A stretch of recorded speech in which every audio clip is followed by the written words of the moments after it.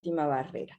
Nadie atacaría a la libertad de expresión o al periodismo y a la sociedad civil si no fuéramos importantes para frenar este tipo de tendencias. Porque la prensa y la sociedad civil son centrales para garantizar información, para efectivizar denuncia, para concientizar a la población sobre lo que está sucediendo, para generar un espacio de consenso social, de tolerancia cero a la corrupción, para garantizar transparencia y una demanda de transparencia, y para garantizar que los órganos de control puedan hacer su tarea recuperando su independencia. Me parece que estamos realmente ante un desafío que excede la lucha anticorrupción. Estamos ante el desafío de garantizar el Estado de Derecho, de defender el Estado de Derecho. Piensen ustedes que en esta coyuntura, el último Latino Barómetro informaba que el 77% de la población está insatisfecha con la democracia. Y este es el caldo de cultivo en el que gobiernos autoritarios o de corte populista logran hacer pie y generar esta situación a la que nos estamos enfrentando. Lo que se hizo desde la sociedad civil y el periodismo de investigación durante el COVID en materia de denuncia de corrupción, de transparencia de lo que estaba sucediendo, de acceso a la información pública, ha sido central, aun cuando la información ha sido una de las víctimas de la corrupción. Lo que enfrentamos a partir de ahora inmediatamente es quizás más relevante aún. El tema de las vacunas es un tema central en el mundo y en nuestra región, y los riesgos de corrupción son fenomenales, no solo de gran corrupción, sino también de la pequeña corrupción que va a originar la posibilidad de acceder o no a la vacuna en muchos de nuestros países, en lugares remotos o aún en los vacunatorios más centrales del país. El tema de la recesión y la reconstrucción, los millones de dólares que circulan para la recuperación del COVID o de la pandemia en general son monumentales. Si no hay garantía de transparencia y control y rendición de cuentas de esos fondos, estamos ante un panorama muy grave en materia de corrupción. ¿Qué tenemos que hacer?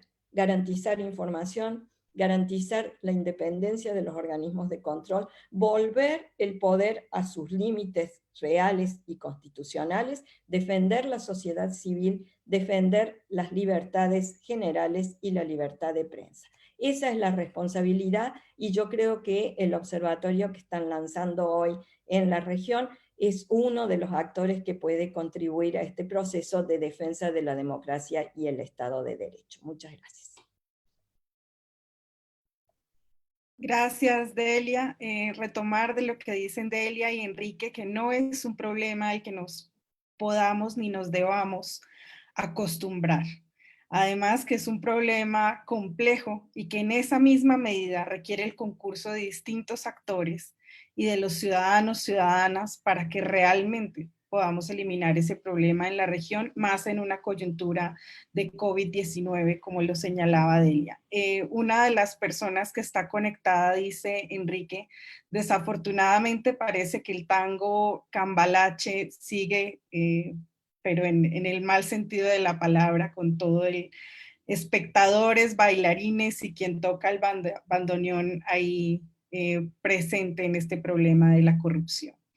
Recuerden que estamos en nuestras redes sociales también, las redes sociales del Observatorio Ciudadano de Corrupción, del Foro Ciudadano de las Américas y de los capítulos de Transparencia Internacional en la región de América Latina. Vamos a continuar con Andrés Hernández y Samuel Larrota. Andrés Hernández es profesional en Gobierno y Relaciones Internacionales de la Universidad Externado de Colombia. Cursó parte de sus estudios de pregrado en el Instituto de Estudios Políticos de París y realizó un máster de Acción Política y Participación Ciudadana en la Universidad Rey Juan Carlos, la Universidad Francisco de Vitoria y el Ilustre Colegio de Abogados de Madrid. Por varios años fue parte del equipo de la Secretaría de Transparencia Internacional en Berlín como coordinador regional para las Américas. Ha contribuido y elaborado varios documentos sobre transparencia y lucha contra la corrupción, ha sido docente de la Universidad Externado de Colombia y cofundador de la Corporación Ocasa.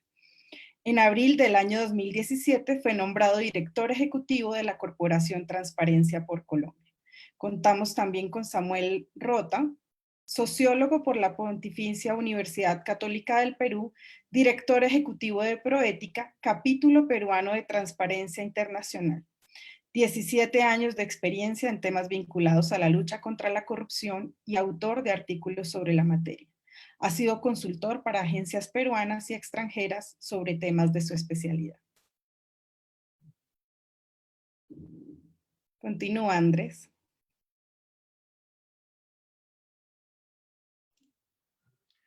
Bueno, muy buenos días. Es un gusto para Transparencia por Colombia, en coordinación con Proética, capítulo de Transparencia Internacional en Perú, poder estar en este espacio, en este lanzamiento público del Observatorio Ciudadano de Corrupción, agradeciendo a todos nuestros colegas en la región y extendiendo un saludo muy amable y hasta el momento de un gran trabajo colectivo con la Red Latinoamericana y el Caribe para la Democracia, el Foro Ciudadano de las Américas. Este es un momento que recoge esfuerzos que ya vienen siendo desarrollados desde meses atrás, así que es un gusto estar en este espacio.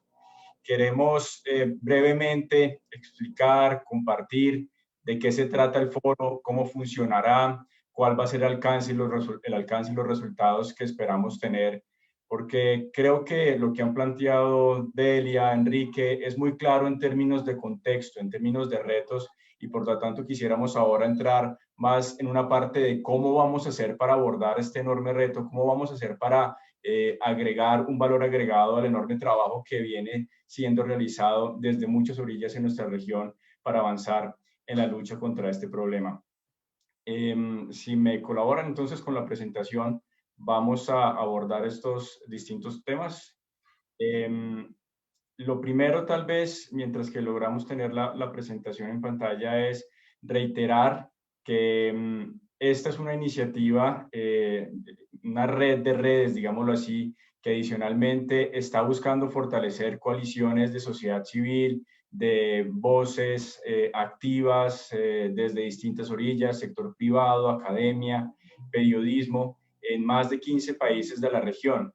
Y tiene como propósito, como lo hemos venido planteando a lo largo de los meses con quienes hemos trabajado, pero muy importante para este foro, hacer seguimiento a esos compromisos que fueron establecidos en la Cumbre de las Américas del 2018, con un componente muy importante que es poder impulsar la participación ciudadana, impulsar el activismo desde distintas instancias que consideramos que también contribuimos a ese sistema de pesos y contrapesos en nuestras democracias, para que, como se ha dicho en las intervenciones iniciales, realmente podamos avanzar en este reto que es enorme para toda la región.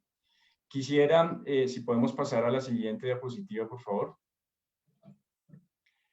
Plantear que este es un observatorio de alguna manera pues muy particular.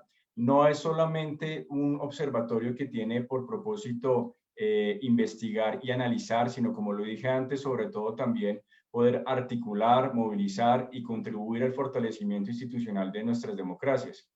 Ese compromiso de Lima, que cubría un número muy importante de compromisos, justamente tiene relación con varios de los retos que Enrique y Delia nos han planteado en el inicio. Estamos hablando de un 57 compromisos, 57 mandatos en 7 temas generales que van desde el fortalecimiento de la gobernabilidad democrática, incluyen, por supuesto, uno de los temas que se mencionaba antes, el tema, por ejemplo, de independencia de los poderes judiciales, de los órganos de control, pero también de políticas de lucha contra la corrupción, los temas asociados a transparencia, acceso a la información, protección a denunciantes, derechos humanos, algo fundamental, como lo dijo Delia hace un momento, el fortalecimiento de las condiciones de libertad de expresión. Un tema que para Transparencia Internacional ha sido fundamental durante muchos años es poder avanzar en el financiamiento, en la transparencia del financiamiento de organizaciones políticas y campañas electorales. Y por supuesto, el compromiso de Lima también mira a un tema que, a pesar de que se firmó o se estableció, se acordó en 2018, sigue siendo un enorme reto para nuestra región, y Delia lo puso en contexto bastante bien alrededor del reto que ha implicado la pandemia para nuestros sistemas de compras y contrataciones. Un quinto tema asociado a cooperación jurídica internacional, muy importante, lavado de activos, recuperación de activos. Y por último, por supuesto, el fortalecimiento de mecanismos interamericanos anticorrupción. Si podemos pasar a la siguiente, entonces, por favor. El reto que tiene el Observatorio Ciudadano de Corrupción es cómo, en primer lugar, avanzar en la profundización de la investigación sobre cómo se están cumpliendo estos mandatos en nuestros distintos países. Hemos hecho una revisión muy amplia, muy extensa, de distintas metodologías de seguimiento a ese tipo de compromisos gubernamentales de jefes de Estado y jefes de gobierno, y hemos logrado poner en marcha una metodología que va a ver tanto la teoría como la práctica. Pero adicionalmente, en la práctica queremos ver si las medidas que se están tomando en nuestros países son suficientemente pertinentes y si son de calidad. No nos basta, frente al reto que tenemos, tener un anuncio de una medida que se queda corta en el tiempo o que no es suficientemente profunda. Queremos ver realmente avances estructurales y de largo plazo. Alrededor de estos procesos de investigación, por supuesto, como lo he reiterado, vamos a establecer un trabajo que ya está siendo avanzado en distintos países de articulación con distintos sectores de sociedad civil, academia, sector privado, medios de comunicación. Este es uno de los componentes fundamentales del observatorio y que posiblemente lo hacen distinto de un modelo tradicional de observatorio que se dedica solamente a analizar y a elaborar datos alrededor de problemáticas.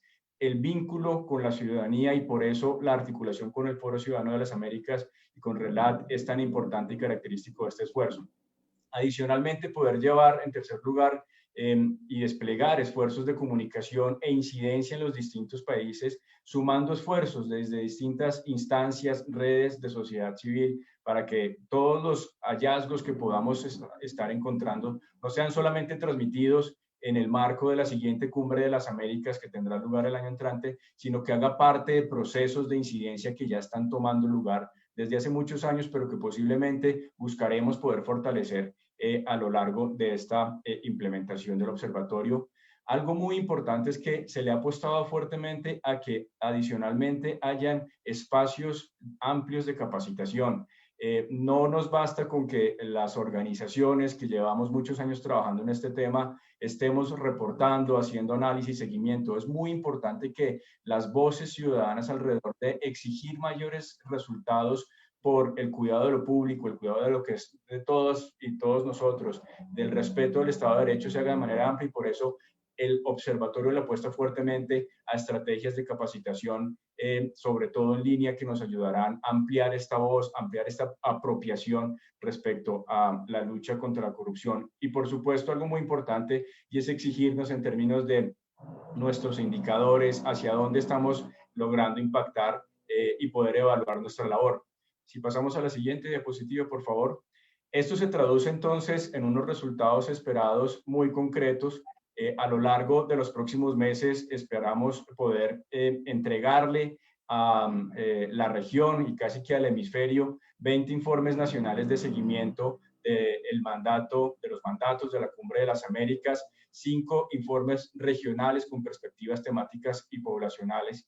Por supuesto, como lo dije antes, hacer seguimiento ante autoridades nacionales y regionales de todo este proceso de análisis, de articulación que vamos a realizar, poder fortalecer las plataformas y alianzas de sociedad civil en por lo menos 15 países. Algo muy importante es lograr 600 organizaciones de sociedad civil de toda la región participando en los diferentes componentes del observatorio, poner en marcha 3.000 horas de capacitación, como lo mencioné antes, y lograr que 150 organizaciones estén participando en el seguimiento específico de este compromiso de Lima a través de esas capacitaciones. Con esto cierro. Quisiera darle paso Entonces,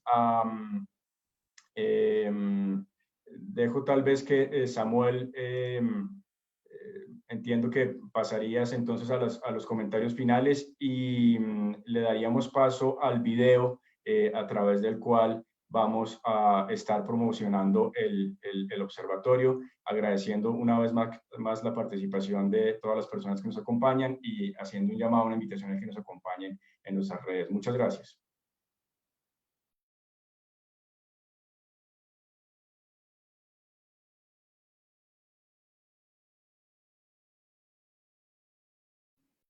Damos paso entonces al video, por favor, de presentación del observatorio.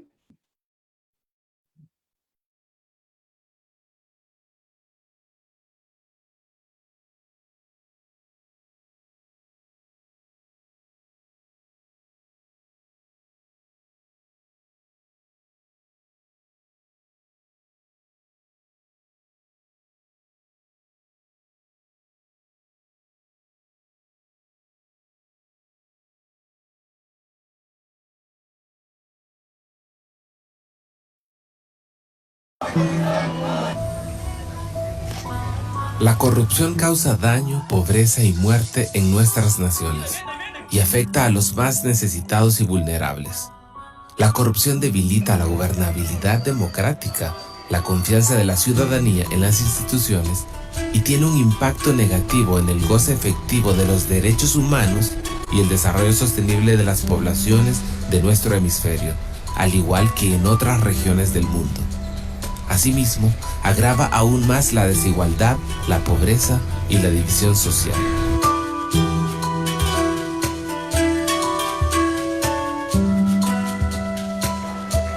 Conscientes de estas amenazas y de que es necesario evaluar el desempeño de los estados en combatirla a través de políticas públicas pertinentes, efectivas y sostenibles, surge el Observatorio Ciudadano de Corrupción, impulsado por los capítulos regionales de Transparencia Internacional y en un esfuerzo compartido entre el Foro Ciudadano de las Américas y la Red Latinoamericana y del Caribe para la Democracia, quienes junto a organizaciones de la sociedad civil de más de 15 países del continente americano promueven la participación ciudadana para dar seguimiento a los avances de las acciones de los gobiernos y los retos que tienen los mismos, en el marco del cumplimiento del Compromiso de Lima. Este acuerdo que los jefes de Estado y de Gobierno tomaron en abril del año 2018 aquí en Lima, Perú, que tanto ha pasado de las palabras al papel y finalmente a la práctica en estos ya 2 años y medio para 3 años. Esa es a eso es a lo que apuntamos con los esfuerzos de seguimiento a los mandatos del Compromiso de Lima. En Lima, Perú, el 14 de abril de 2018, en el marco de la 8ª Cumbre de las Américas, los jefes de Estado y de Gobierno adoptaron por consenso el Compromiso de Lima, un documento con mandatos claros, que reconoce la prevención y el combate a la corrupción como fundamentales para el fortalecimiento de la democracia y el Estado de Derecho en nuestros países. Es así que el Observatorio Ciudadano de Corrupción busca crear conciencia, monitorear e informar sobre la implementación en los países del continente americano de los mandatos del Compromiso de Lima. Además, permite conocer qué tanto han cumplido los gobiernos esos compromisos suscritos. El problema de la corrupción es un problema sistémico en el que participan distintos actores. En esa misma medida, esperamos convocar distintos actores a través del Observatorio Ciudadano de la Corrupción para, atacar este problema, para ayudar a desestimularlo, a ayudar a disminuirlo en los diferentes países de la región de América Latina y del Caribe. Si bien el Compromiso de Lima establece el deber de cumplir 57 compromisos, el Observatorio Ciudadano de Corrupción prioriza, da seguimiento y monitorea a 19 mandatos, los cuales se circunscriben en 5 áreas. 1. fortalecimiento de la gobernabilidad democrática. 2. Transparencia, acceso a la información, protección de denunciantes y derechos humanos, incluyendo la libertad de expresión. 3. Financiamiento de organizaciones políticas y campañas electorales. 4. Prevención de la corrupción en obras públicas, contrataciones y compras públicas. Y 5. Cooperación jurídica internacional, combate al cohecho, al soborno internacional, al crimen organizado y al lavado de activos y recuperación de activos. Sabemos que la lucha no es fácil, que existen grandes retos y desafíos, pero estamos seguros que, con una sinergia de trabajo, compromiso y voluntad entre gobiernos, empresas, academia, ciudadanía y sociedad civil, podemos tener un continente americano libre de corrupción. Observatorio Ciudadano de Corrupción.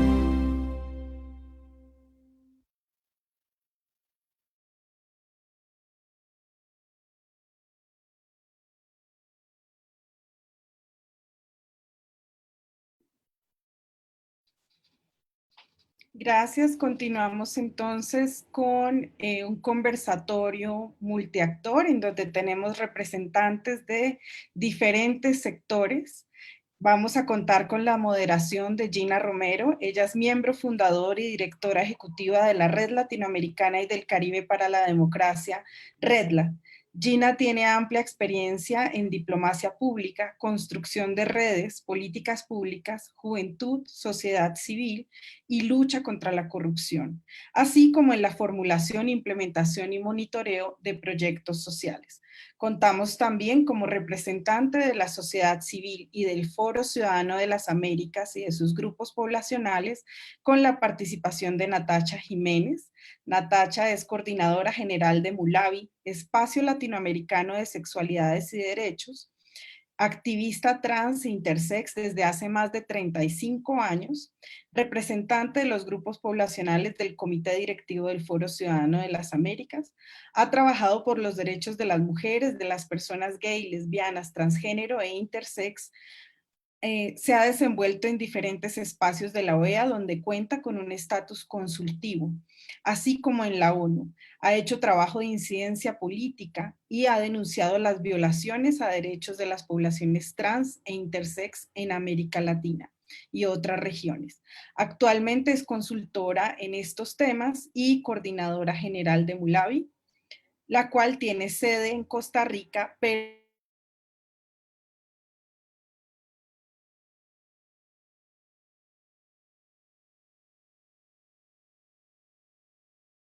de Rolando Ruiz Rosas. Él es ministro en el Servicio Diplomático del Perú desde el año 2019, director de organismos y de política multilateral del Ministerio de Relaciones Exteriores. Asimismo, es el coordinador alterno del Perú para la Cumbre de las Américas en la Cancillería peruana. Ha desempeñado funciones en la Oficina General de Administración, en la Dirección General de Promoción Económica, en la Dirección General de Américas y en la Dirección General de Asuntos Consulares y Comunidades Peruanas en el exterior.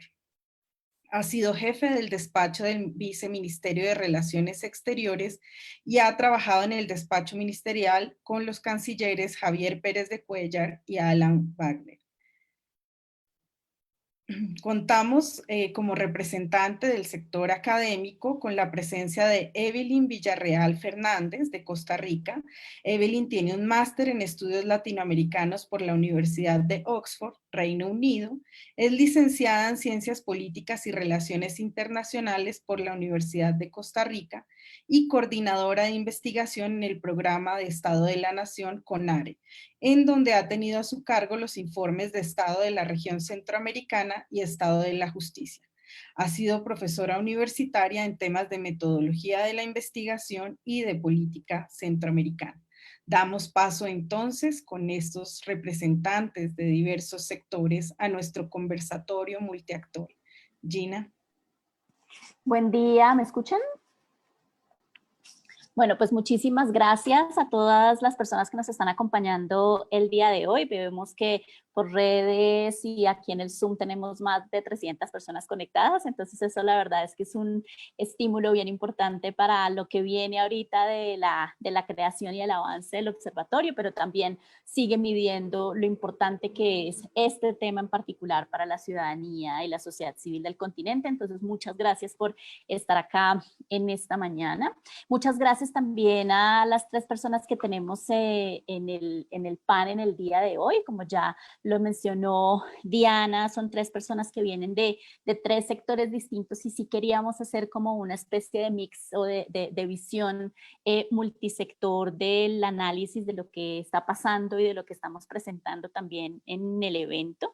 La idea un poco para todas las personas que nos están acompañando es que voy a tener como unas 2 o 3 preguntas para compartir con las 3 personas del panel, y sin embargo ustedes, las personas que nos están escuchando, que están acá en el Zoom o que están por redes sociales, pues pueden también mandar sus preguntas. No creo que vayamos a tener mucho tiempo para atender muchas, pero trataremos de escoger algunas también para ponerlas sobre la mesa para las personas que han estado interviniendo tanto en el panel, y si tenemos un tiempo, hemos recibido un par de preguntas también para Enrique y para Delia, entonces vamos a ver si las podemos acomodar. Inicialmente, pues muchas gracias a Evelyn, que va a estar un poco más como de representación desde la mirada de la academia, a Natasha, que va a estar en representación más como desde la mirada de la sociedad civil y grupos poblacionales que se articulan también en el Foro Ciudadano y en RedLat, y al embajador Rolando, que va a estar más como desde la mirada del gobierno y del sector público, que es como una mirada complementaria también entre las otras 2 que tenemos.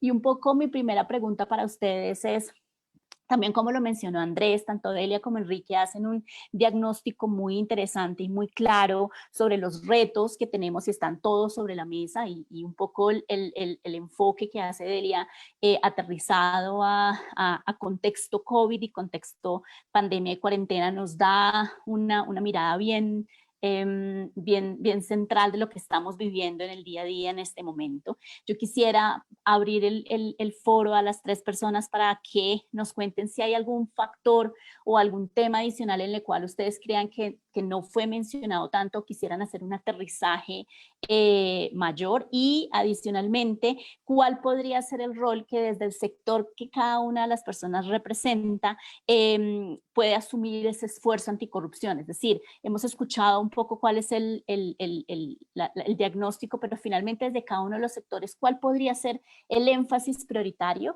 para avanzar en el proceso también actor de lucha contra la corrupción? Le doy la palabra primero al embajador Rolando Ruiz Rosas, y ahí después pasamos a Evelyn y a Natasha en ese orden.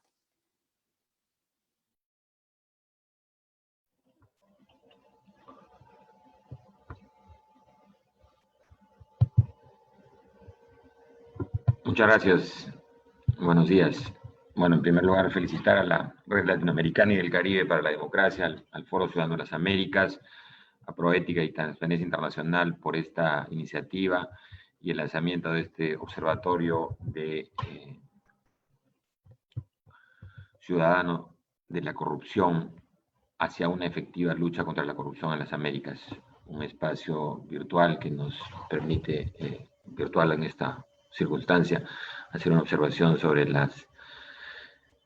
papel, reflexionar sobre el papel de la sociedad civil y de las organizaciones en la región para atender este flagelo.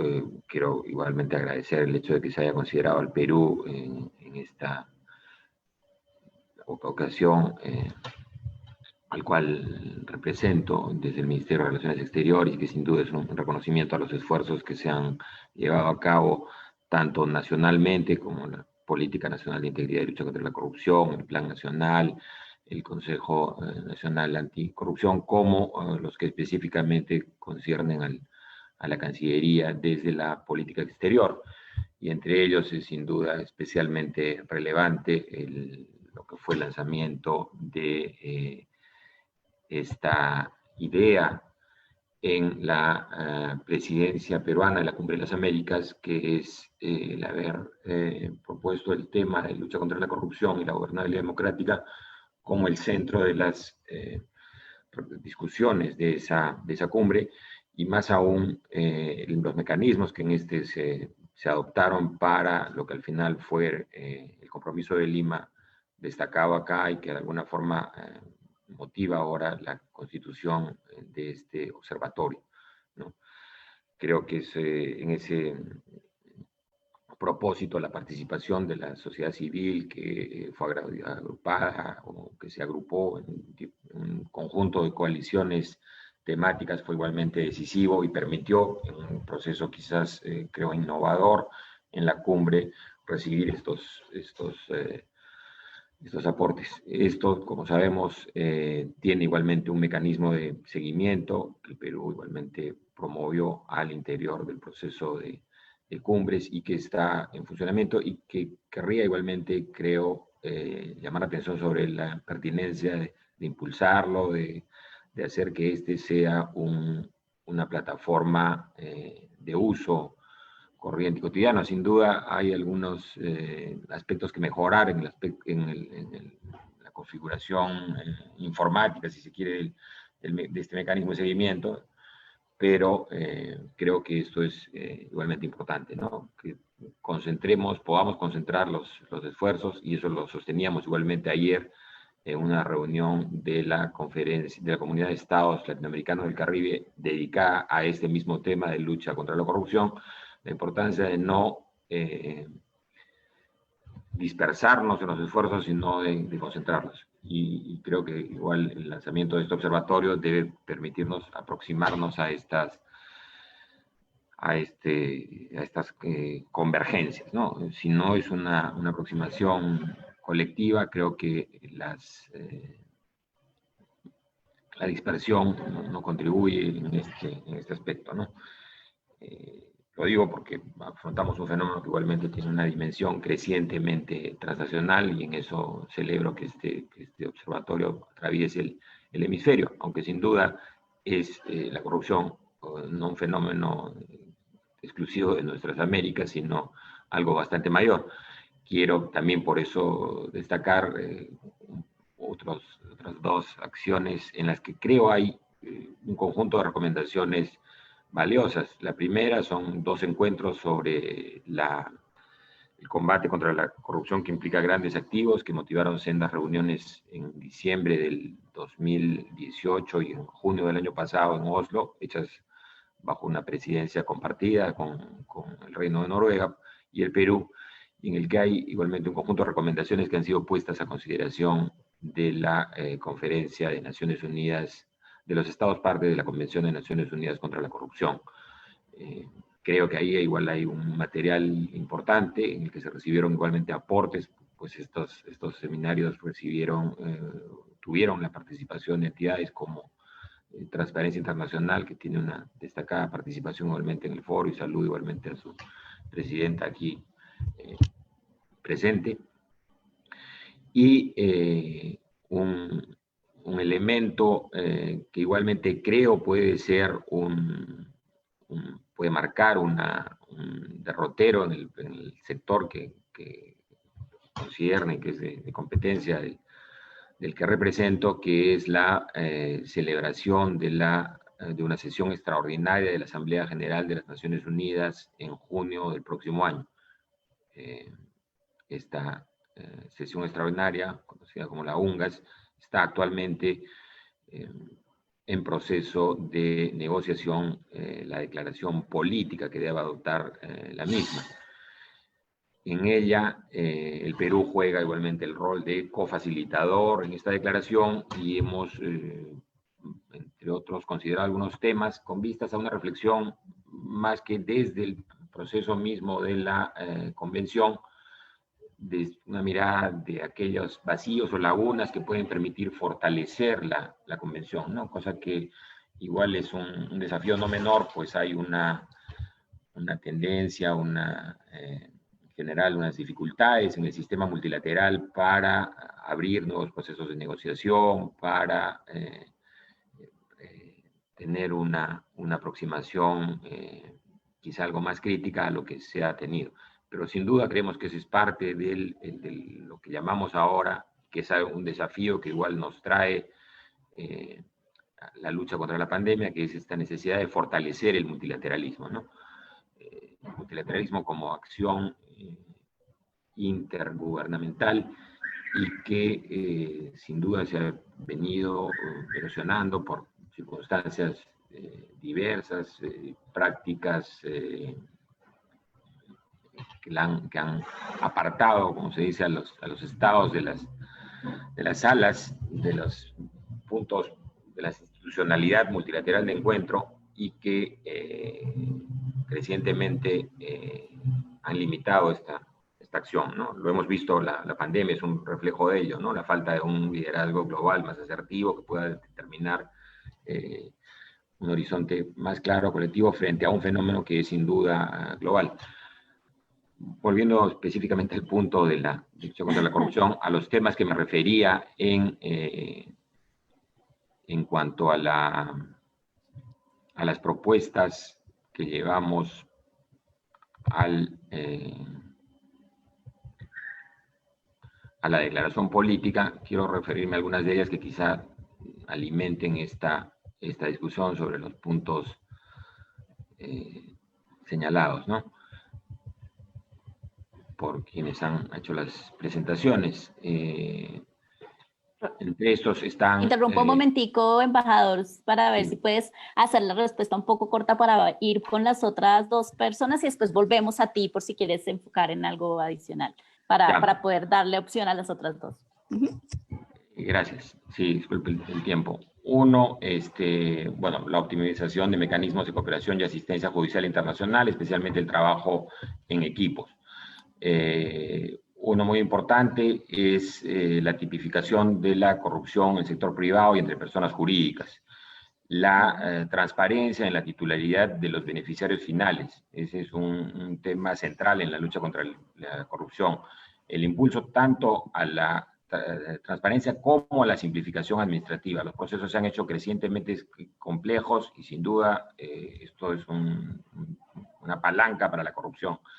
La tipificación de la elección premiada por personas jurídicas, el levantamiento de inmunidad para funcionarios de organismos internacionales en caso estos se haya fundadas sospechas en los procesos de investigación, el decomiso sin condena y la restitución de bienes incautados a los países de origen sin condicionalidades. Y un asunto igualmente importante es el fortalecimiento de sinergias entre las unidades de investigación criminal, policías, etcétera, con herramientas legales suficientes para acciones internacionales conjuntas. No debe ser únicamente un trabajo nacional, sino proponemos un marco extendido. Son algunos elementos que creo pueden contribuir a este debate que esperamos puedan ser plasmados en esta declaración política de esta sesión extraordinaria de la Asamblea General de Naciones Unidas. Muchas gracias. Gracias, embajador.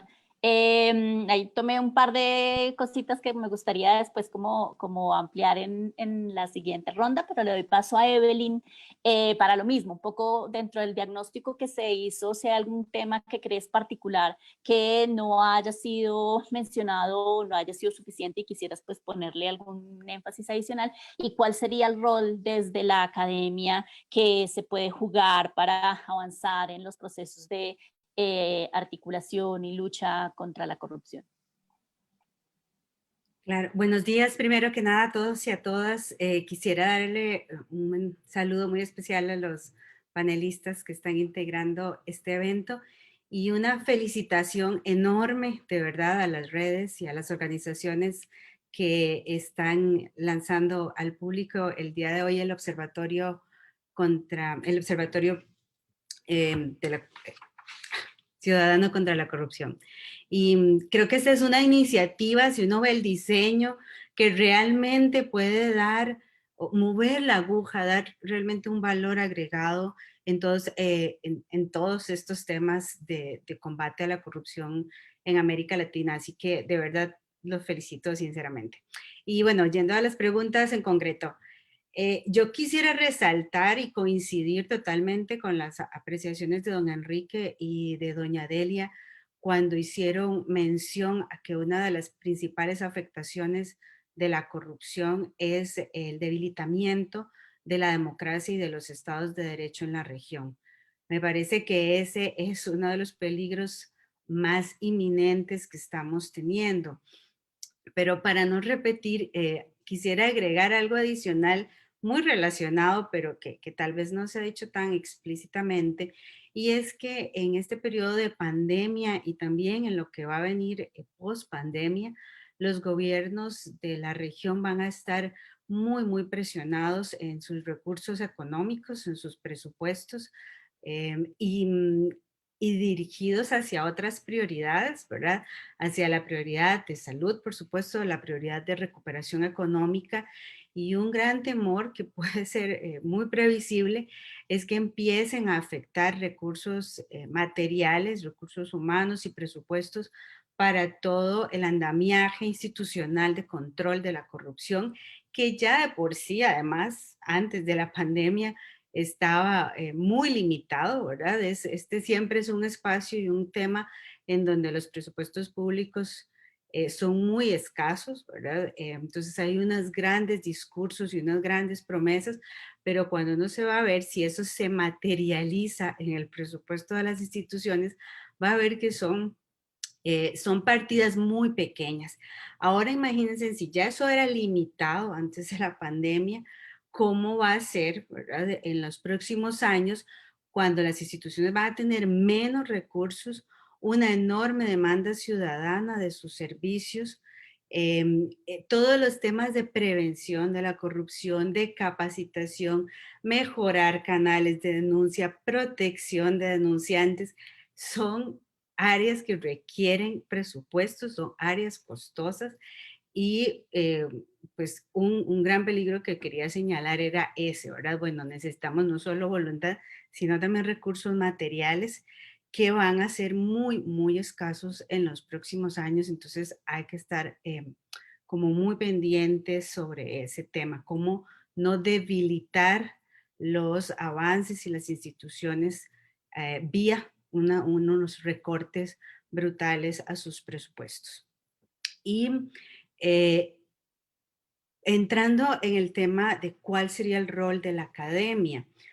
Bueno, aquí voy a conversar muy brevemente desde una perspectiva muy personal, porque además de investigadora y profesora, he tenido muchas oportunidades, afortunadamente, de contribuir en procesos de política pública y, digamos, es lo que se denomina ahora muy postmodernamente una académica activista, ¿verdad? O sea, no solamente hago la parte de formación y creación de conocimiento, que ese es el negocio de la academia, ¿verdad? Crear conocimiento, sino que también la parte de promover un cambio social a partir de ese conocimiento, que ese es el negocio de los activistas. Combinar estas dos cosas para una persona no es fácil, no es la regla, digamos. Hay una gran cantidad de digamos, consecuencias secundarias de esto, incluyendo los mismos cuestionamientos epistemológicos de tus colegas académicos que tienen una visión de que la academia y el activismo no se mezclan, ¿verdad? Eso son dos cosas distintas. Entonces empiezan a cuestionarte tu independencia o tu objetividad, porque además de publicar, uno desea que esa publicación tenga una implicación práctica en una política pública que mejore la calidad de vida de la gente, ¿verdad? Entonces, bueno, y ahí hay un gran debate que podemos después desarrollar, pero creo que hay un enorme papel de la academia en temas anticorrupción. Voy a mencionar como algunos. Uno es desde la enseñanza misma en las universidades, hacer una enseñanza crítica, formar a esos universitarios con un pensamiento crítico como ciudadanos activos, que hagan control, que tengan una cultura de legalidad, ¿verdad? Ese es un rol esencial de un profesor universitario, pero no es exactamente el mayoritario, ¿verdad? O sea, las personas que salgan de la universidad tienen que tener unos estándares éticos de integridad, de cero tolerancia a la corrupción, inculcados por sus profesores y formadores. Una segunda área de aplicación sería la investigación, ¿verdad? Propiamente, la investigación aplicada a problemas reales y sobre todo conocer muchísimo mejor el fenómeno de la corrupción y a dónde están los cuellos de botella en la lucha contra la corrupción. Y ahí podemos mencionar una gran cantidad de buenas prácticas y especialmente ahora el uso de la inteligencia artificial y de todo lo que tiene que ver con ciencia de datos aplicada a temas de corrupción, por ejemplo, el análisis de datos de contratación administrativa, que son bases de datos de millones de datos que necesitamos expertos en ciencia de datos para hacer esas cosas. Bueno, qué mejor manera que involucrar a los laboratorios de informática, de ciencia de datos de las universidades con el movimiento anticorrupción. Otra tercera área es en temas de evaluación y monitoreo de iniciativas de corrupción, de políticas, de estrategias, de sistemas que tenemos muchísimos en la región, pero que casi todos adolecen de mecanismos de evaluación. Entonces, y de impacto. Y también ahí hay profesionales en las universidades en temas de evaluación, ¿verdad? Que podrían, o incluso centros de investigación especializados en evaluación de políticas públicas que podrían ser esos contralores, ¿verdad? De nuestras iniciativas, estar monitoreando, mire, lo que usted se propuso, ¿lo está cumpliendo, sí o no? ¿Cuáles son sus indicadores de resultados, sus indicadores de impacto? Esa parte yo creo que podríamos hacer una enorme junta con la academia. Y finalmente, no quiero dejar de decir que una responsabilidad vital de los académicos es luchar también contra la corrupción en la misma academia, ¿verdad? Las universidades no están exentas de ese problema y una parte de este activismo es interno, cómo prepararnos y blindar a los centros universitarios de todo tipo, digamos, de incursión, tanto de grupos criminales, pero también hacia adentro, digamos, prácticas como de nombramientos irregulares, conflictos de interés, bueno, y una gran cantidad de cosas que también le ocurren a las universidades, y ahí tenemos un rol también muy importante. Me quedaría por aquí para darle chance a los otros panelistas. Súper, Evelyn, muchas gracias. Nos mencionas unos puntos bien interesantes. Ahorita vuelvo con uno pequeño, si nos da el tiempo.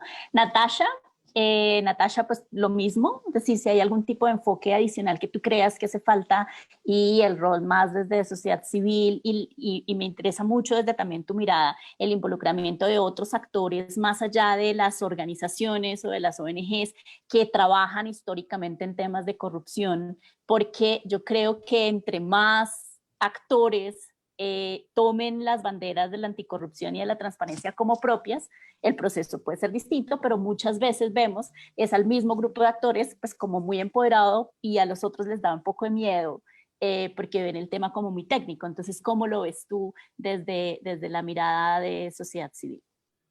Bueno, antes de nada, sí coincido mucho con vos de que teníamos que apropiarnos de esta temática, sobre todo otras poblaciones que a veces la sentimos muy lejana. Pero antes de iniciar, darle los muy buenos días a los compañeros, compañeras que están hoy en este espacio. Me siento sumamente honrada y complacida de venir a representar al Foro Ciudadano de las Américas y sobre todo a los grupos poblacionales. Muchísimas gracias a quienes han organizado este espacio por la invitación. Antes de iniciar con la pregunta que haces concreta, creo que debemos poner en contexto de cómo afecta la corrupción de forma diferenciada, sobre todo hablando de los grupos poblacionales a los que estoy representando.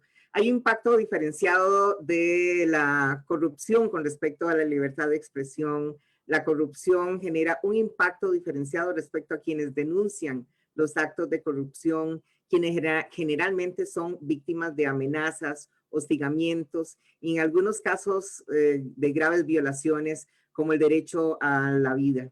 También impacta el goce y el ejercicio de los derechos económicos, sociales, culturales y ambientales, los DESCA. La corrupción afecta a las personas en situación de pobreza debido a que por su condición de vulnerabilidad sufren de manera agravada las consecuencias del fenómeno. La corrupción tiene el impacto diferenciado en el goce y ejercicio de los derechos humanos respecto de los distintos grupos que se encuentran en situación de vulnerabilidad o discriminación histórica.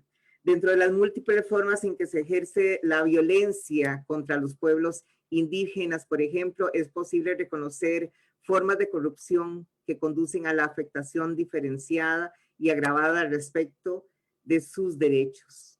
La malversación de fondos del Estado y aquellos destinados directamente a satisfacer sus derechos humanos tienen un impacto agravado por la situación de dependencia que en muchas ocasiones existen en dichas comunidades respecto de estos recursos públicos.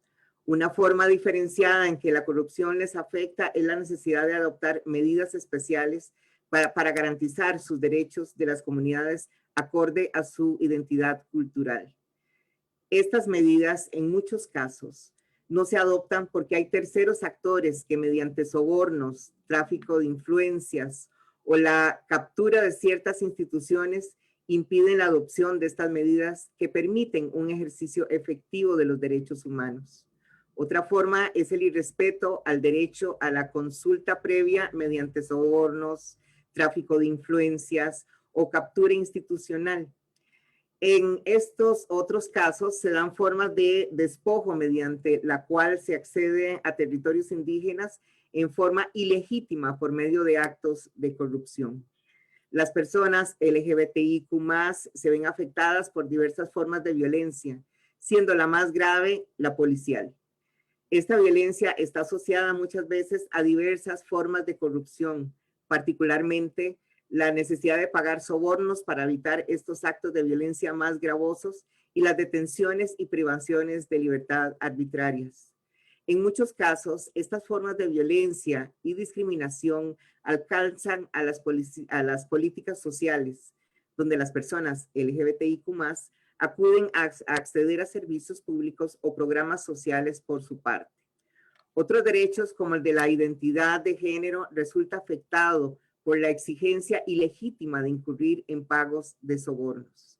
Otra forma diferenciada que afecta principalmente a la población transexual que ejerce la prostitución o el trabajo sexual son las formas de corrupción asociadas a los pagos o extorsión sexual por parte de las autoridades a fin de permitir dicho ejercicio.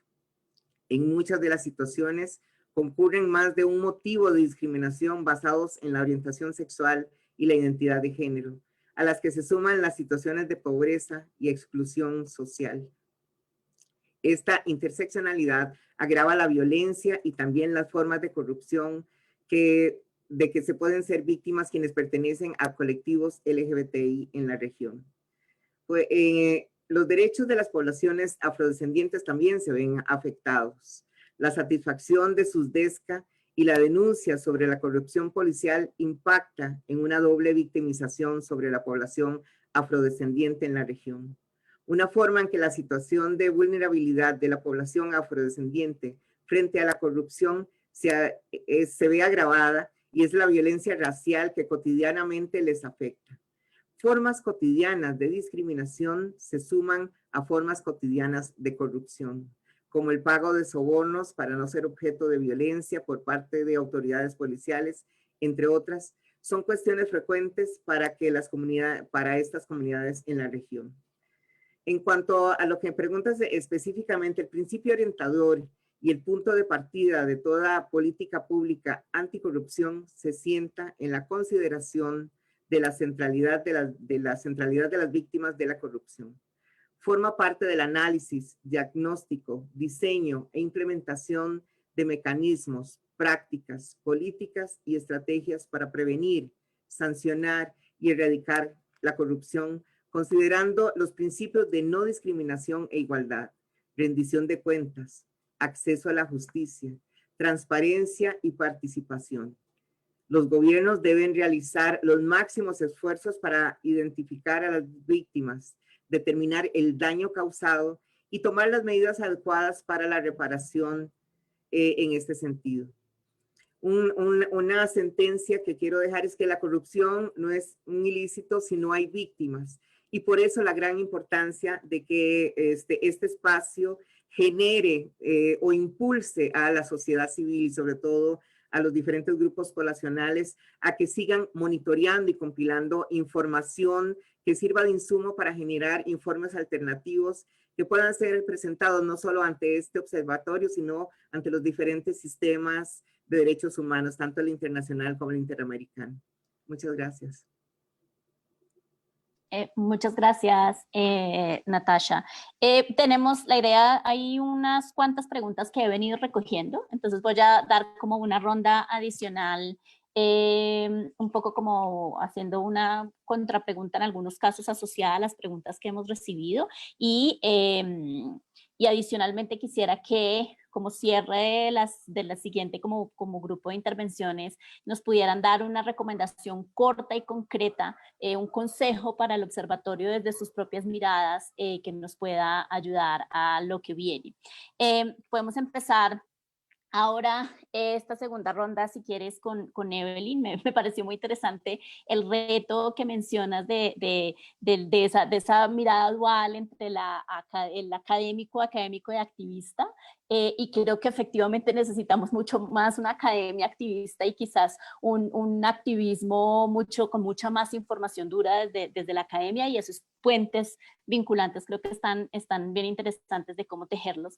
Hay dentro de las preguntas una como constante, muchas personas han preguntado y han comentado sobre cómo hacer para sobrepasar estos factores que asocian a la corrupción con temas morales o con moldes culturales que son en realidad muy difíciles de romper. Podemos tener mil leyes, podemos tener mil estructuras, digamos, burocráticas para hacer procesos de transparencia, pero sí la corrupción es un tema que pasa mucho más por la forma como las personas se enfrentan también a la realidad y a los moldes culturales, pues es más difícil. ¿Qué opinas tú, Evelyn, de esto? Como ¿cuál podría ser ahí como la clave para atender estos temas más desde la mirada de valores y de lo cultural? Y una recomendación corta y concreta que puedas darnos al observatorio para lo que viene de ahora en adelante.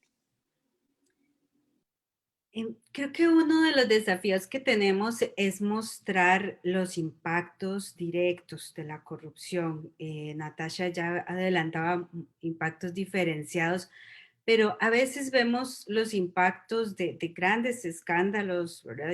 Incluso de escándalos de altísimo perfil, como que afectan a todos, y entonces como afectan a todos, no afectan a ninguno en realidad, ¿verdad? O sea, nadie siente realmente en sus bolsillos o en su calidad de vida algo en específico, ¿verdad? Entonces creo que un reto que tenemos ahí es cómo traducir esto en impactos para la gente y para distintos sectores también. Aquí recuerdo mucho, digamos, los trabajos que hemos hecho con el sector privado. Y el sector privado es, bueno, demuéstreme con números, ¿verdad? ¿A dónde estoy perdiendo yo? ¿Qué estoy perdiendo? Si yo no les muestro eso, es irrelevante lo que le digan en términos morales, éticos, de legalidad, muéstreme los números, ¿verdad? Y creo que la ciudadanía, aunque suene un poco utilitario, también necesita ver números. Mire, esto que ocurrió acá en esta institución, cómo afectó el servicio, cómo le afectó a usted, cómo le afectó en duración, en calidad del servicio. Trasladar esto a términos más, digamos, cotidianos de la ciudadanía, y entonces decirle por qué es importante involucrarse en la lucha contra la corrupción, porque mire, si usted, este es el escenario si usted no se involucra, este es el escenario si usted se involucra. Y digamos, ¿qué es lo que gana ahí? Esa parte de impactos directos nos cuesta mucho. Hicimos, por cierto, y hablando de producción académica, un paper sobre los costos de la corrupción, para ponerle números del presupuesto público, cuánto es, pongámosle números para que la gente sepa de qué estamos hablando. Y es dificilísimo, ¿verdad? Es realmente una tarea muy difícil. Y entonces ahí, de nuevo, vuelvo, digamos, a la alianza esta colaborativa que debería de haber entre movimiento activista y academia. Bueno, dejemos que gente especialista, economistas, nos ayuden a hacer este cálculo, ¿verdad? De costos, de ponerle números, de dárselo más digerido a la gente cuál es el impacto, para que vean por qué dar réditos la lucha contra la corrupción en su vida personal, en su empresa, en su sector donde se desempeñe, por qué dar réditos y por qué yo me tengo que involucrar y por qué tengo que ir y pasar la pena de ir a poner una denuncia, ¿qué me genera eso? ¿Qué estoy yo recibiendo a cambio? Esa es una parte muy importante y creo que podría ser una línea de investigación aplicada de muchas facultades de derecho, incluso interdisciplinarias, derecho, economía, toda la parte de psicología colectiva, ¿verdad? Creo que nos falta mucho, creo que hay ahorita en este momento, repito, con la escasez de recursos que hay, especialmente para investigación, es necesarísimo explotar todas las alianzas colaborativas que podamos en esos temas. Gracias, Evelyn. Y me imagino que ese también es la recomendación, ¿no? Hacer el tema de las alianzas correcto. para el observatorio. Ok, Correcto. Perfecto. Muchas gracias, muy claro. Natasha, seguimos contigo. Fue muy interesante escuchar todas estas cosas tan concretas del impacto diferencial que tiene la corrupción en diversos grupos poblacionales, más allá de la ciudadanía constituida como masa. Pues, ¿qué pasa con cada uno de los grupos? Y creo que esa lupa es muy importante precisamente para lo mismo que mencionaba Evelyn, de señalar claramente cuáles son los costos, porque si algo no te cuesta, pues en realidad no es tan atractivo meterte en la camisa pues del ciudadano que activamente hace procesos de lucha contra la corrupción o de denuncia, sobre todo cuando los denunciantes tienen como este nivel alto de desprotección. ¿Cómo ves tú, Natasha, cómo podemos promover en las organizaciones, en los colectivos, en los grupos poblacionales que no tienen una vocación básica de lucha contra la corrupción? ¿Cómo promovemos estos temas más allá de decirles, mira, a usted le impacta sí, pero qué es lo que podríamos hacer para tocar un poco más la fibra y para hacer procesos de traernos al movimiento de lucha contra la corrupción a una masa mucho más grande que está preocupada por otros temas? ¿Cómo lo ves tú? Y cómo, por ejemplo, desde la acción que hace Mulabi o desde los colectivos en los que tú estás, que yo sé que son varios, se puede hacer como un paso más de involucramiento de grupos que generalmente no se involucran en el tema? Y la recomendación para el observatorio. Muchas gracias. Coincido con doña Evelyn de que hasta que no nos ponen frente a la cara cuál es el costo real, no solo a nivel monetario, sino el costo en cuanto a la pérdida de derechos, es básico enfrentar a la sociedad civil con estas realidades. La sociedad o los diferentes actores de la sociedad civil son actores centrales en el monitoreo y la demanda al Estado en torno a los presupuestos, a la protección de los derechos humanos, exigiendo precisamente participación, transparencia, rendición de cuentas y acceso a la información como componentes democráticos de las políticas públicas. Sin estos datos, yo creo que la democracia no sería tal. Y en particular en las políticas públicas para luchar contra la corrupción. En cuanto a las recomendaciones, coincido, como dije, con doña Evelyn, pero sobre todo al observatorio le recomiendo que este espacio se difunda aún más, que llegue a más latitudes, a más organizaciones y hacerlo de una forma amigable, porque a veces pensamos que toda la sociedad civil o que todos los miembros de la sociedad civil tienen cierto nivel educativo, han llegado, por ejemplo, a la academia, tienen cierto poder adquisitivo, y no es así. De hecho, la gran mayoría, al menos de los grupos poblacionales que represento, tienen precisamente por los efectos de la corrupción, tienen poca escolaridad porque no han tenido acceso al sistema educativo o han sido sacados brutalmente, como pasa con poblaciones como la población trans, que ni siquiera se les permite el acceso a la educación o desertan del sistema educativo precisamente por las violencias que sufren ahí. Por ende, los niveles de pobreza también son muy altos. Entonces, yendo a lo concreto, hacer esta difusión de una forma amigable, brindarle esta información sobre los efectos de la corrupción, porque como les decía, a veces no lo sentimos tan cercano, no sentimos que esto nos afecta, que afecta solo a ciertas poblaciones, pero no nos damos cuenta, no concientizamos de que esto nos afecta a todos, todas y todes, ¿verdad? En muchos ámbitos, en muchas medidas.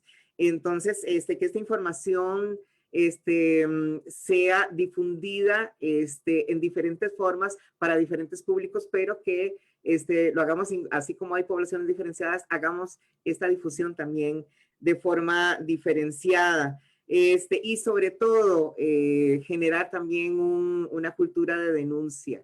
A veces, yo creo que también doña Evelyn lo mencionaba, de que no denunciamos, y esto genera todavía mayor impunidad. La corrupción sigue creciendo precisamente porque a veces, y lo digo por las poblaciones que represento, no nos sentimos merecedores o merecedoras de luchar por nuestros derechos. Por ende, no denunciamos, dejamos que esto siga pasando, y que nos merecemos precisamente que sigan ejerciendo esas violencias hacia nuestras poblaciones. Entonces, el generar una cultura de denuncia es sumamente importante dentro de esos espacios formativos y de difusión que hará el observatorio. Creo que es importante. Ya el Foro Ciudadano de las Américas ha venido generando también espacios de formación en muchos de sus grupos poblacionales, también a través de las coaliciones que hemos venido representando a los diferentes grupos en los diferentes espacios de la OEA. Pero eso tiene que ser una iniciativa que se amplíe a muchas más poblaciones. Entonces, esa sería básicamente mi recomendación. Por supuesto que se promueva la participación activa de la sociedad civil en procesos de toma de conciencia y en esto de los efectos de la no corrupción, y sobre todo también que se le brinden herramientas para facilitar el monitoreo y la compilación de datos, para que esto enriquezca precisamente al observatorio. Muchas gracias, Natasha. Y ya para cerrar, me gustaría preguntarle al embajador. Me pareció muy interesante pues, la respuesta a la primera pregunta, que nos habló mucho del multilateralismo y de cómo desde los escenarios internacionales y regionales hay un claro interés de avanzar para mejorar las condiciones en los países. Y sin embargo, después uno encuentra como ese interés grande que es genuino y que es compartido entre muchos actores de la sociedad internacional. Después, cuando uno mira cómo se traduce eso en acciones concretas en los países, ya uno no encuentra una cosa tan clara en lo que respecta a la efectividad de esas medidas. Vemos cómo inclusive, y usted lo mencionó, el Acuerdo de Lima tiene un ejercicio y un proceso de seguimiento que ha sido súper tecnificado por parte del gobierno peruano, y en eso creo que hay que hacer un reconocimiento público, y sin embargo no sé hasta qué punto esa como momento y esa presión desde el mismo acuerdo internacional efectivamente se traduce en cosas concretas y avances concretos mucho más allá del cambio de una norma. En ese sentido parece como si hubiera como una desconexión. Entonces quisiera preguntarle a usted, embajador, ¿cómo ve que puede finalmente todo eso y todo ese papel que está escrito aterrizarse en acciones concretas reales desde los gobiernos, y un poco cuál es ahí el diálogo con la ciudadanía, ¿no? Nosotros perdimos una batalla cuando se estaba negociando todo el tema del seguimiento al Acuerdo de Lima. Perdimos la batalla de que ese proceso de seguimiento tuviera una participación directa de sociedad civil. Entonces, ¿cómo hacer para mezclar y combinar ese aterrizaje de lo internacional a cosas concretas, efectivas en lo nacional, y cómo ponerle ahí la mirada a la sociedad civil? Gracias, sí, claro, ese es un desafío, y por eso iba mi reflexión sobre el multilateralismo, ¿no? Porque finalmente es a partir de estos compromisos de los estados en los que tenemos los marcos en los que operamos para el combate a la corrupción al nivel transnacional, ¿no? Y en eso es muy importante afirmar el carácter vinculante de estos compromisos, y de ahí nuestra reflexión, nuestra apuesta por que el examen del instrumento universal principal, la Convención de Naciones Unidas contra la Corrupción, pueda materializar acciones en otros, en campos probablemente no cubiertos ahora, o que tras el paso de 2 décadas necesiten algún ajuste. Mencionaba también, creo, la importancia de no dispersarnos, sino, creo, focalizar, y quizás ese es un desafío también desde la sociedad civil, ¿no? Sin duda, la panoplia, la cantidad de elementos, de componentes que pueden ser atendidos es enorme, pero yo no sé si esto da una fortaleza, o la falta de una priorización, quizá de algunas líneas maestras, puede hacer más bien un resultado más efectivo. Y eso no quiere decir desatender otras, sino efectivamente tener algunas prioridades como las que han sido enunciadas igual por mis colegas en este panel, ¿no? Creo también desde el Estado que hay un desafío por dejar de plasmar en medidas ad hoc lo que son recomendaciones respecto de cada problema puntual, ¿no? Hay una sobrecarga de procedimientos que termina anulando la función pública, y que no desalienta de ninguna manera al funcionario que está dispuesto a hacer cualquier cosa con tal de hacer una pillería. Es simplemente una dificultad, una traba para cualquier persona que desea hacer las cosas normalmente, ¿no? Entonces, creo que eso igual es una tendencia que debemos controlar, y que debe ser también una apuesta de la sociedad civil. ¿No? La Contraloría, por ejemplo, hace poco, y no me estoy refiriendo en términos críticos a estos, pero se refiere a los casos de corrupción e inconducta funcional. ¿Qué cosa es inconducta funcional? Que no cumplió los 45 procedimientos que supuestamente están destinados a, y que en realidad no aseguran más que una suma de formularios, etc. Entonces, creo que hay que poner el foco igual en hacer un catálogo, digamos, principal de acciones, y una conciencia de que no es por más normas o exigencias en un amplio espectro que vamos a tener una lucha más eficaz, ¿no? Creo que más bien corresponde también a estas alturas, después de esta enorme reflexión sobre lo que es la corrupción y su impacto en la sociedad, y específicamente los más vulnerables, y los más vulnerables, como sabemos, siempre son los más pobres, que esto sea materia igualmente de un momento de encauzar estas políticas para acciones quizá más efectivas. Muchas gracias, embajador. Pues bueno, se nos quedan un montón de preguntas, algunas centradas en el tema de la impunidad de los sistemas de justicia, del papel de los organismos financieros. Hay varias asociadas al tema de las vacunas, y creo que eso es algo que tendríamos que estar mirando a mediano y largo plazo y desarrollando alguna mirada al respecto. Ya para cerrar, agradezco a las 3 personas que nos acompañaron. Creo que ha sido un diálogo rico. Necesitaríamos muchísimo más tiempo para abarcar más temas. Solo quiero dejarle a Samuel 2 inquietudes que no sé si va a tratar en su próxima en su próxima intervención, pero si no, pues tendríamos que pensarlas colectivamente.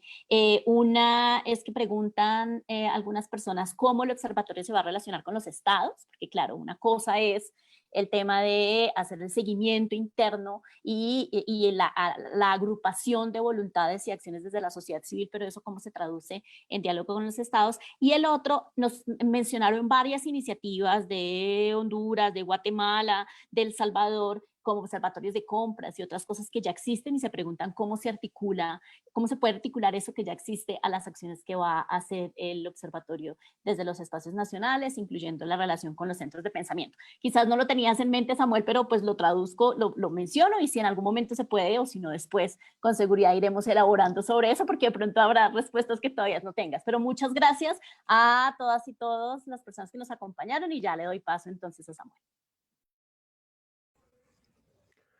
Muchísimas gracias, Gina. ¿Me escuchan bien? Había estado teniendo un problema con mi... Bien. Bueno, muy buenos días a todos, a todas. Muchas gracias por compartir su tiempo con nosotros en esta presentación. Gracias a Delia y Enrique por establecer el marco general dentro del cual se ha dado este panel, este intercambio que hemos tenido hace un minuto tan interesante. Yo voy a plantear algunas, digamos, reflexiones, básicamente 3. Trataré de sumar las que ha señalado Gina al final. Me gustaría empezar compartiendo una imagen. No sé si los colegas de ASJ la podrían poner, por favor. Es una imagen... no, esa no es, es una foto exactamente. A ver, como ustedes probablemente tengan en mente, el Perú, después de la caída de Fujimori hace ya 2 décadas, se convirtió en un caso de éxito de lucha contra la corrupción, ¿no? Se pudo perseguir y sancionar a los principales responsables de la camarilla corrupta, de montar el sistema de corrupción que funcionó durante años.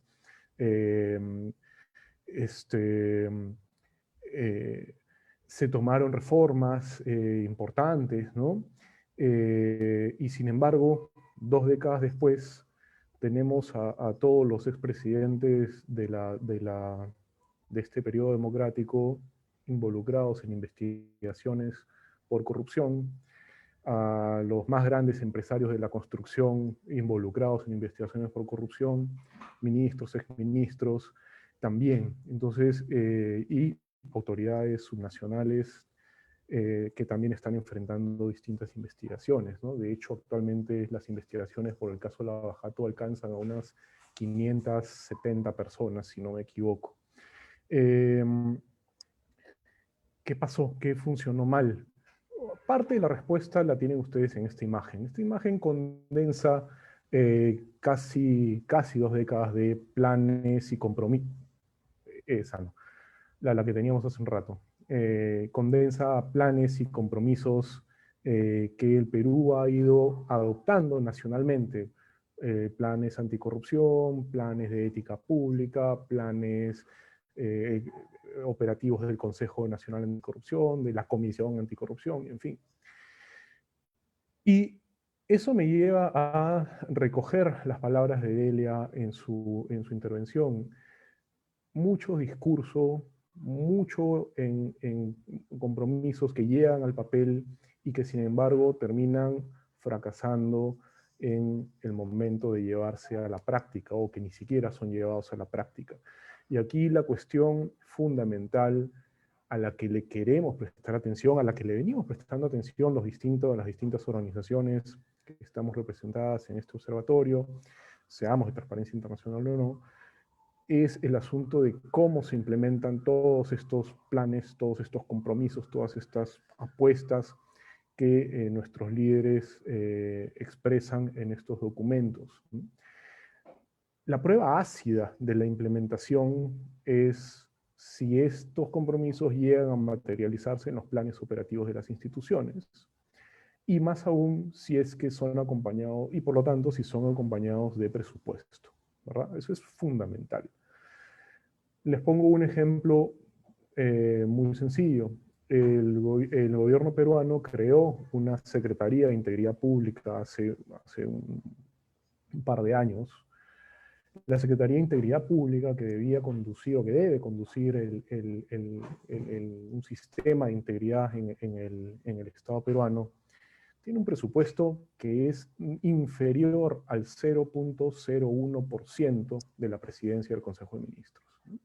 Entonces, comprenderán ustedes que es un poco difícil, incluso con un gobierno que había demostrado voluntad en llevar adelante en otros frentes medidas anticorrupción, lograr cambios con este desequilibrio entre lo que se promete, lo que se ofrece y lo que en realidad se llega a financiar, ¿no? ¿Cómo se avanza en materia de implementación? Bueno, la literatura es abundante al respecto, ¿no? Básicamente hay que trabajar en coaliciones, en frentes, en alianzas, en redes que involucren a los campeones del sector público, ¿no? Los campeones y las campeonas del sector público, y que se vinculen con organizaciones de sociedad civil, academia, como ya ha sido señalado reiteradamente, otro tipo de actores que no están necesariamente vinculados al tema anticorrupción, pero que por su propio trabajo se dan cuenta de que la corrupción es un problema para sus propias agendas, ¿no?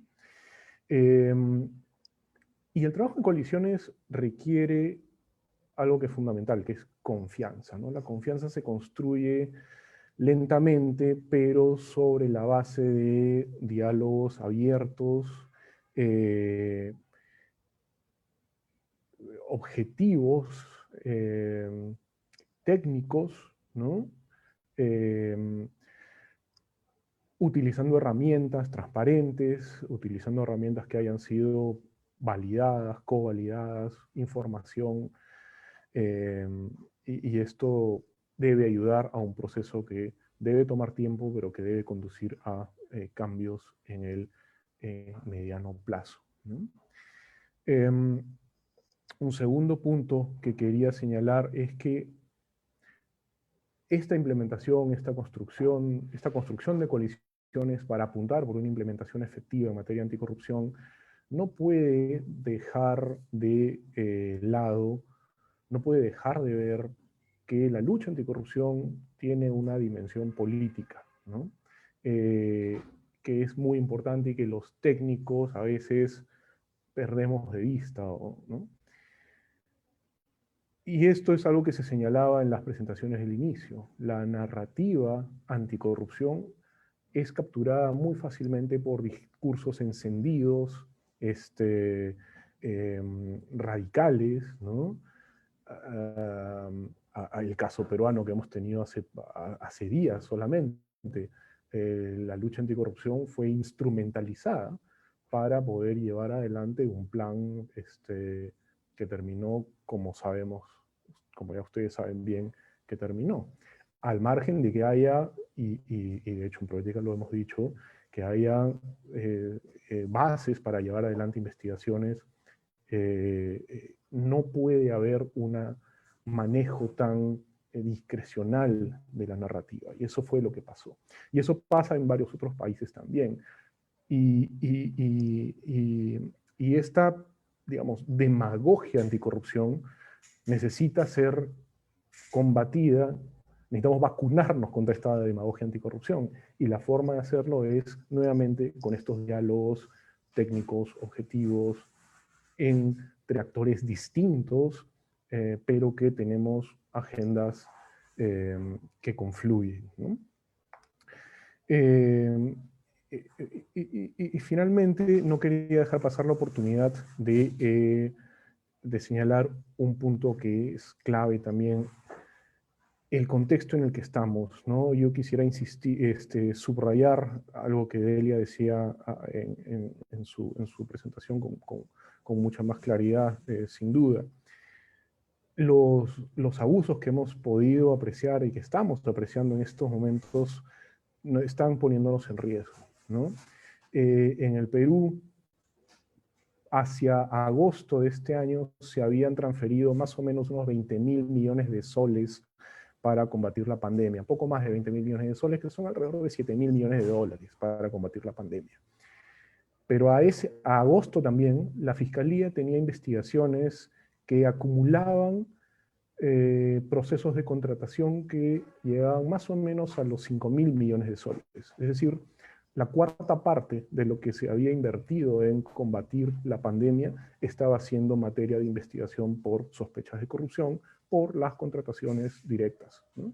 Que son contrataciones legítimas porque se necesita reaccionar rápidamente en situaciones de emergencia, pero que tienen estándares de transparencia bastante más limitados y que malos funcionarios aprovechan o pueden aprovechar. Entonces, en este contexto se necesita con más razón datos, se necesita reflexión sobre esos datos y se necesita propuestas. Y eso es lo que este observatorio quiere hacer desde un punto de vista regional, pero también al interior de los países. Y esto me permite llevar a tal vez tocar de refilón una de las preguntas que me hacía Gina. Esta información debe servir para articular diálogos con el sector público, con distintas instituciones de los gobiernos, pero también órganos de control, órganos de fiscalización, parlamentos o parlamentarios y parlamentarias que tienen interés en avanzar en esta agenda, ¿no? Entonces,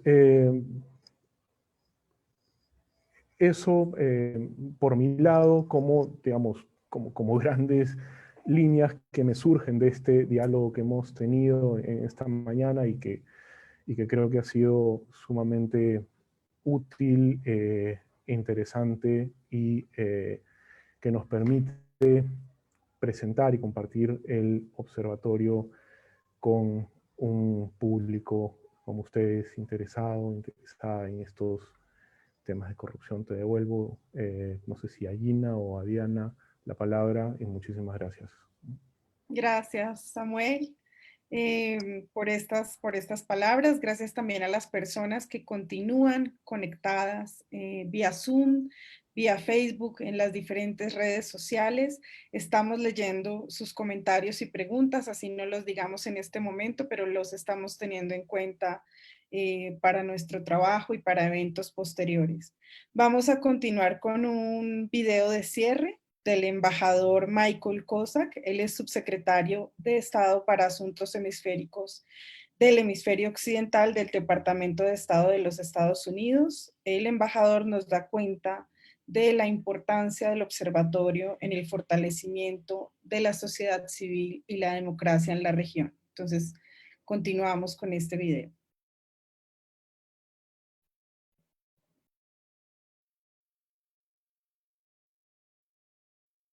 Good morning.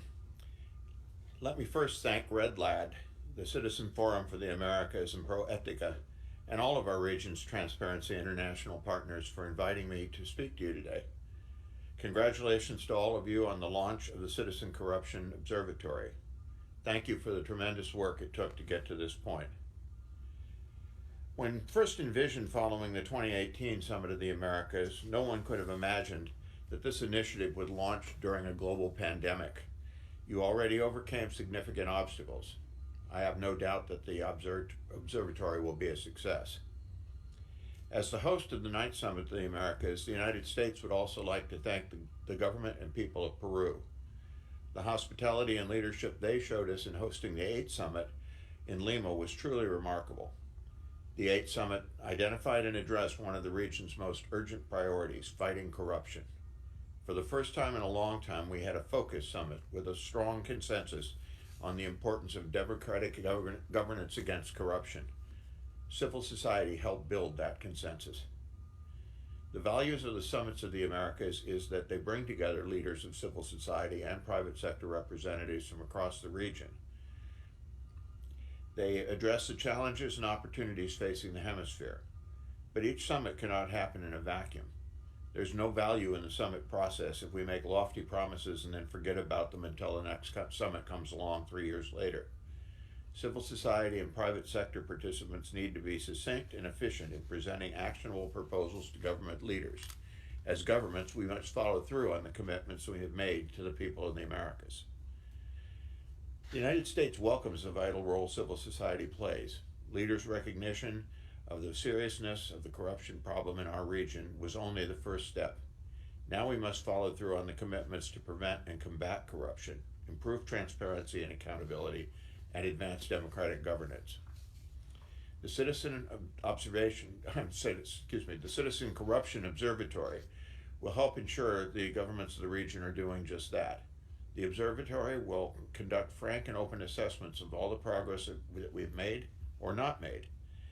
And it will build the capacity of civil society representatives to engage and evaluate their governments. We need to fight corruption and promote transparency and accountability is just as relevant today as it was in 2018, perhaps even more so. Sadly, in the midst of the pandemic, corruption is running rampant. We are also facing increasing corruption and threats from malign actors outside our region. The work of the Citizen Corruption Observatory is vital. It will help governments and citizens work together to protect their sovereignty and integrity of their democratic systems. All of the Americas, citizens are increasingly demanding more accountable and effective governance. The Ninth Summit of the Americas will build on the transparency and anti-corruption principles of the Lima Commitment and the commitment to protect democratic institutions. The United States is proud to host the Ninth Summit. Thank you for the work you are doing to make sure we follow through on the commitments made at the 8th Summit. I look forward to working with you.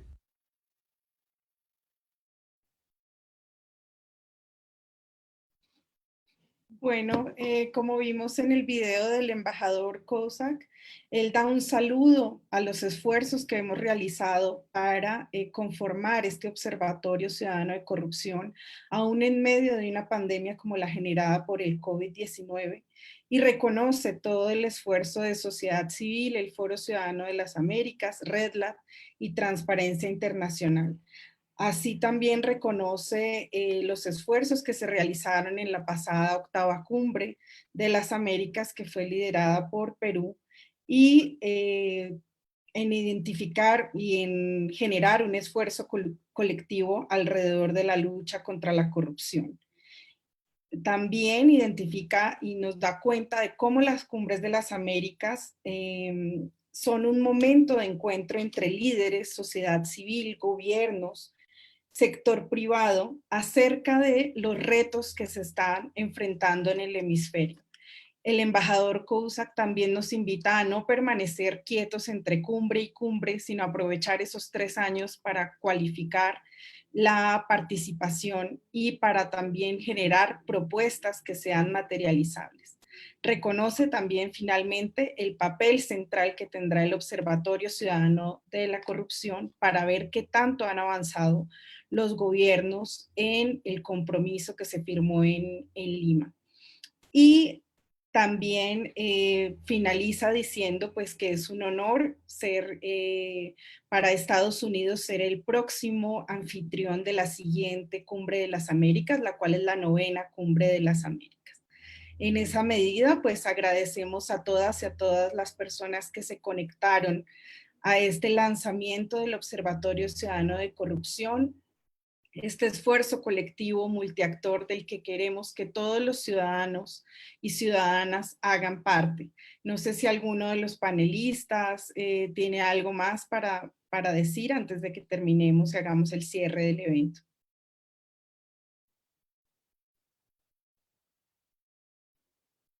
¿No? Bueno, entonces nuevamente muchas gracias a todas las personas que nos acompañaron, ciudadanos, ciudadanas, representantes del sector privado, academia, sociedad civil, por supuesto a los compañeros, compañeras del Foro Ciudadano de las Américas, capítulos también de Transparencia Internacional, a todos los panelistas y personas también que hicieron parte del conversatorio. Un abrazo y tengan un excelente día.